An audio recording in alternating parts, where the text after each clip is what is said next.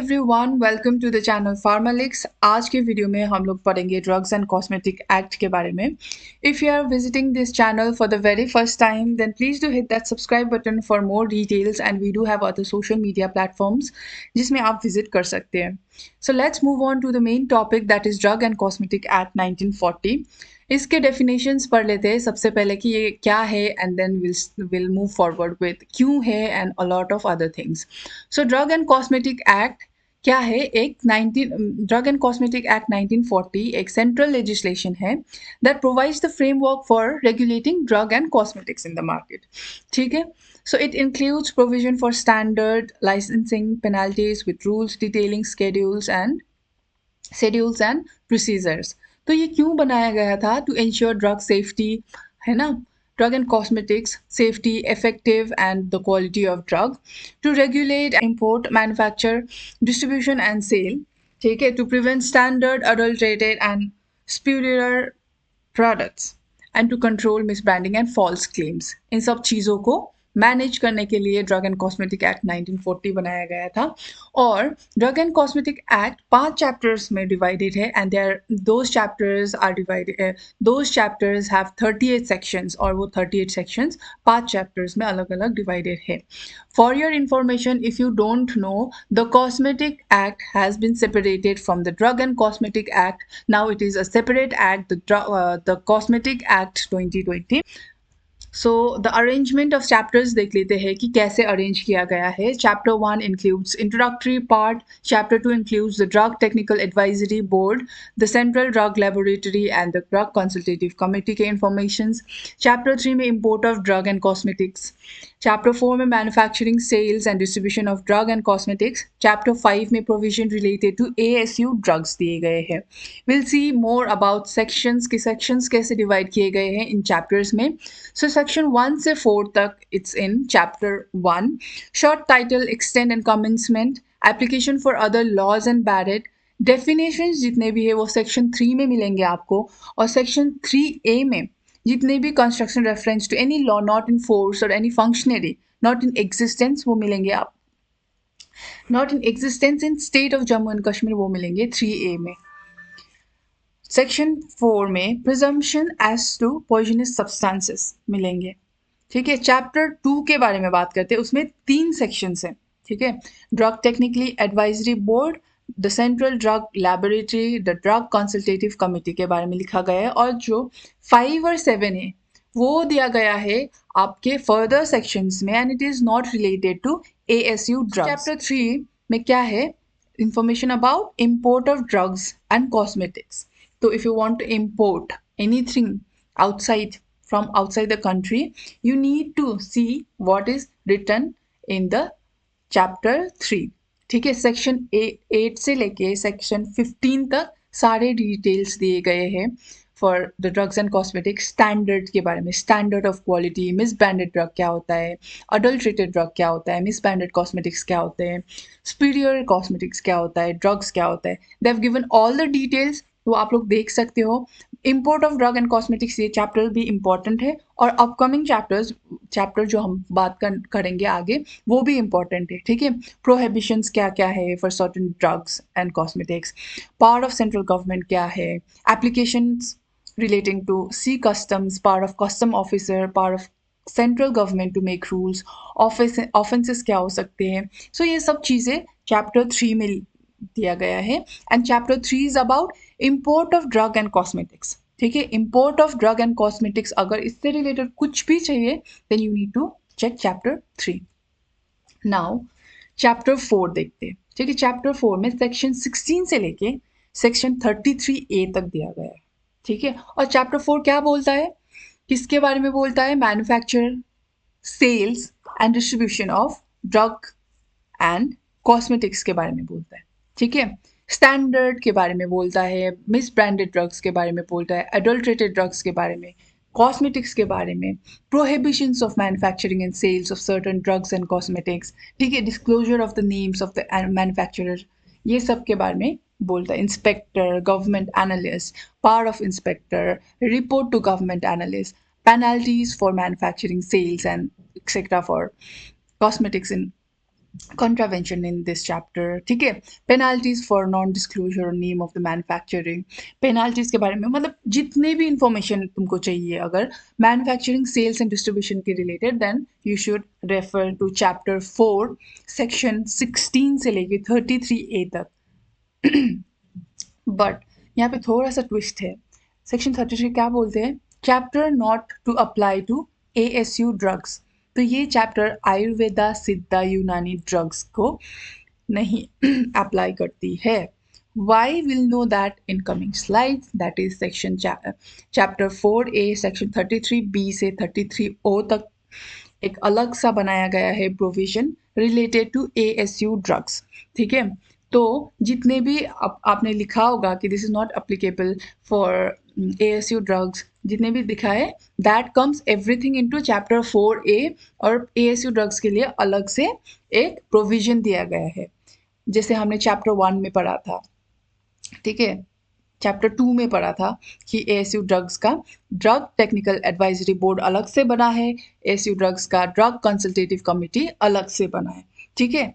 तो इसमें भी सेम दिया है जैसे बाकी चैप्टर्स में दिए हैं definitions of misbranded drugs, adulterated drugs, superior drugs and regulations for manufacturing for sale of Ayurveda and Unani drugs, prohibitions क्या क्या है वो दिया गया है. पावर ऑफ सेंट्रल गवर्नमेंट, ठीक है, गवर्नमेंट एनालिस्ट होते हैं, इंस्पेक्टर्स होते हैं, उनकी पावर एंड एप्लीकेशंस जितने भी देने हैं, पेनाल्टीज जो लगती है फॉर मैन्युफैक्चरिंग सेल्स एक्सेट्रा, वो इस चैप्टर्स में दिए गए हैं. पेनाल्टीज फॉर सब्सिक्वेंट ऑफेंस, जितने भी ऑफेंस रिलेटेड है, पावर रिलेटेड है, डेफिनेशंस दिए गए हैं, वो सारे चैप्टर 4 में दिए गए, 4A में दिए गए. तो यू कैन जस्ट A से आयुर्वेदा करके ASU ड्रग्स ऐसे भी याद कर सकते हो if you can do that. ठीक है. सो chapter 5 is about miscellaneous.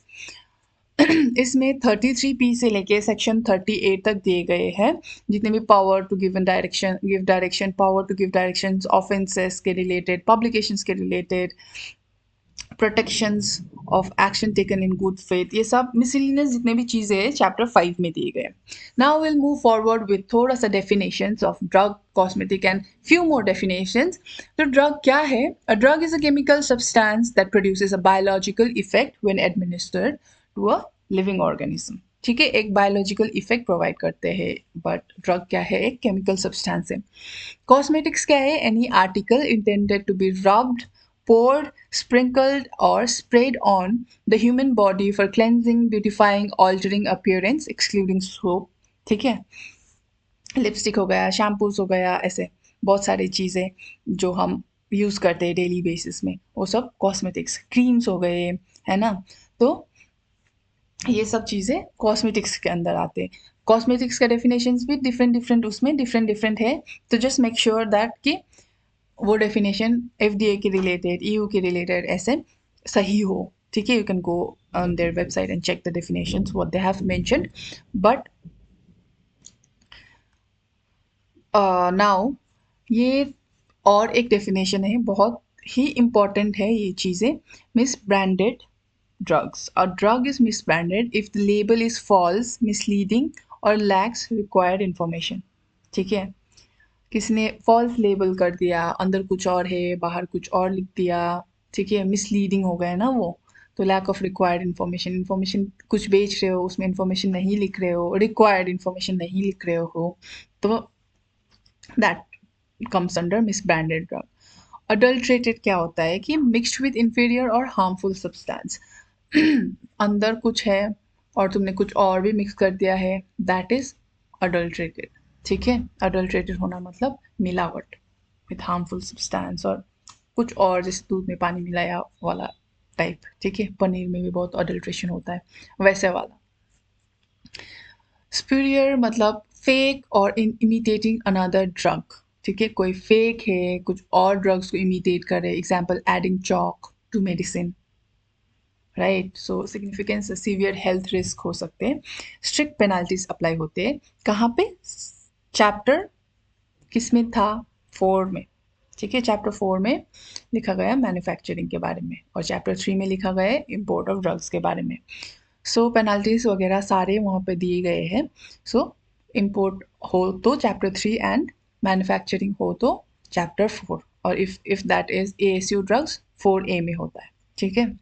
So now administration के बारे में थोड़ा सा देख लेते हैं। Central drug standard control organisation which is also known as CDSCO, ये इंडिया का है, ठीक है। इंडिया का एडमिनिस्ट्रेटिव बॉडी है, अथॉरिटी है, ठीक है। Central authority under the ministry of health handles approval, licensing, quality control, ठीक है। सो ओवरसीज नेशनल ड्रग रेगुलेशंस। इसके बारे में थोड़ा सा ज़्यादा पढ़ लेते हैं। यहाँ पे एक ऑर्गेनाइजेशन चार्ट है, ठीक है। Now let's look at the organisational chart और द स्ट्रक्चर ऑफ CDSCO, ठीक है, which works under the drug control general of India. ये CDSCO किसके अंडर काम करते हैं? Drug central general of India, ठीक है, part of ministry of health and family welfare. So CDSCO क्या है? रिस्पॉन्सिबल, पहले ही पढ़ लिया कि responsible for quality safety efficacy, ठीक है। So just for a second, हाँ। सो सबसे पहले हमारे पास क्या है इस चार्ट में? We have headquarters. So at the top of the chart we have headquarters of CDSCO. कहाँ लोकेटेड है? In New Delhi. The headquarter is responsible for the major policy decision and national level regulatory functions. तो सारे जितने भी major policy decision making होता है वो सारे कौन करते हैं? हेडक्वार्टर से होता है।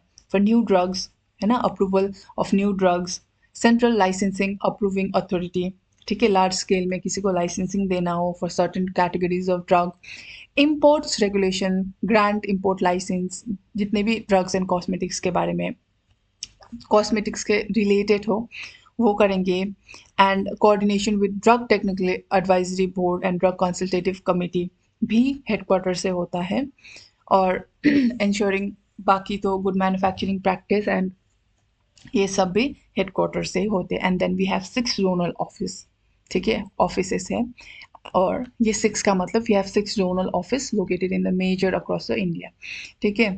So their main function, zonal office का फंक्शन क्या है? Conducting good manufacturing practice inspection, audits करते हैं ये लोग, coordinate with state authorities and monitoring drug quality and compliances with the respective regions. Number 3, we have 3 subzonal offices, ठीक है।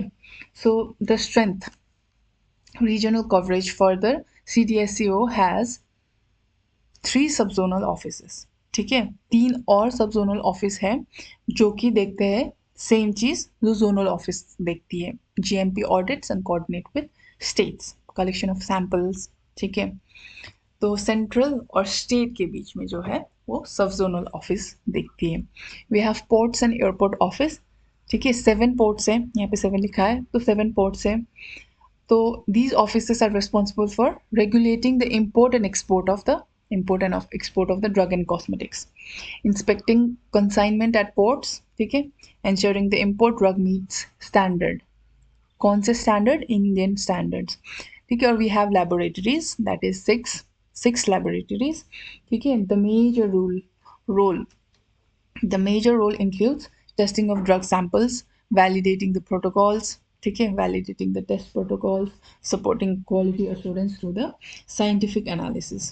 So आपको ये ऑर्गेनाइजेशनल चार्ट समझ आ गया होगा कि we have headquarters, zonal office, sub zonal office, airports and port office and laboratories all together, ठीक है।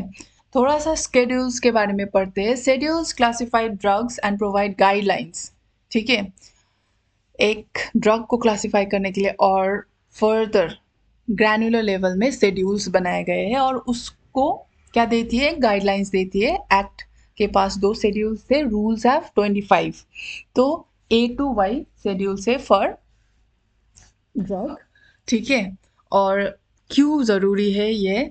Tailored regulation for different categories हम आगे देखेंगे। So schedules, drug schedules in India, schedule A, schedule B, A से Y तक है, ठीक है। सो इसमें सारे ड्रग्स के डिस्क्रिप्शंस दिए गए हैं, ठीक है, कैसे कैसे ड्रग्स क्या होनी चाहिए, कैसे होनी चाहिए, ठीक है।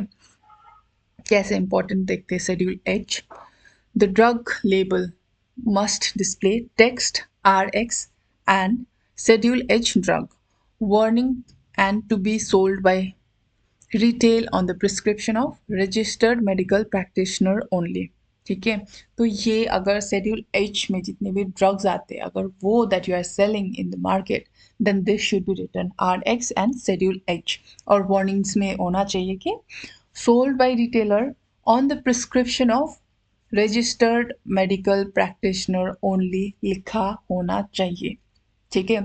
सो ऐसे we have different different schedules, like schedule E contain various positions and their regulations. ठीक है। Schedule F, this contains regulation and standard for running blood bank.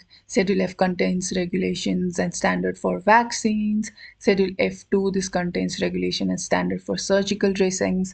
ऐसे बहुत सारे schedules हैं, जैसे M भी important है, schedule M, good manufacturing practice for manufacturing premises and waste disposal and equipments. Schedule K contains various substances and drug and their corresponding regulations. ठीक है। Schedule M two requirement for factory premises, manufacturing of medical device. M, अगर आप लोग in future if you work with a cosmetic firm, then M schedule M two becomes important requirement of manufacturing premises of manufacturing of cosmetics हो।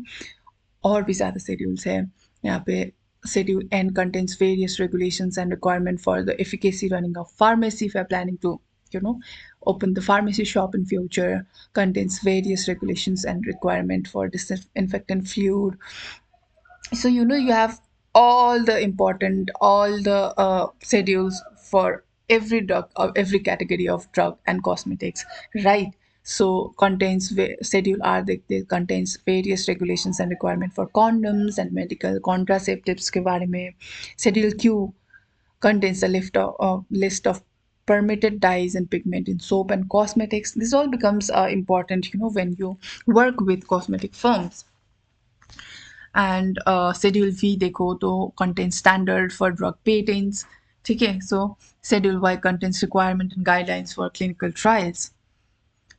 So yeah, that is it for this video. If you want more detailed video, I'll come up with more detailed video in future. So I'll surely come up with a more detailed version of cosmetics separately, ASU drugs separately, and drugs separately in future. So thank you so much for watching, and please don't forget to subscribe to the channel and visit more social media platforms as well. So thank you.